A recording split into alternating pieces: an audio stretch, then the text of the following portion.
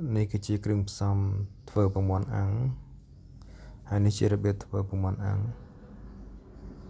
អញ្ចឹងកាលណាយើងលាយគ្រឿងពងមាន់អាំងត្រូវអញ្ចឹងពងមាន់អាំងរបស់យើងគឺមានរសជាតិឆ្ងាញ់ហើយយើងដាក់កម្ដៅក្ដៅតិចតិចនៅពេលបុកមកគឺកាន់តែមានរសជាតិឆ្ងាញ់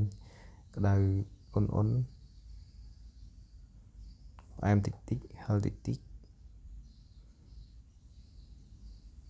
គឺមានអារម្មណ៍ចាប់ជាតិល្អមែនទែននេះដែរជាកង្កែបអាំងគ្រឿងដែលមានរសជាតិឈ្ងុយឆ្ងាញ់ចឹងកង្កែបអាំងគ្រឿងហ្នឹងបើសិនជា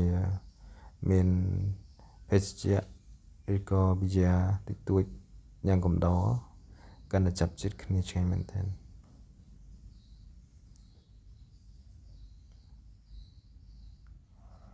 ត្រូវខែត្រជាក់ទៀតកាន់តែធ្វើឲ្យម្ហូបនឹង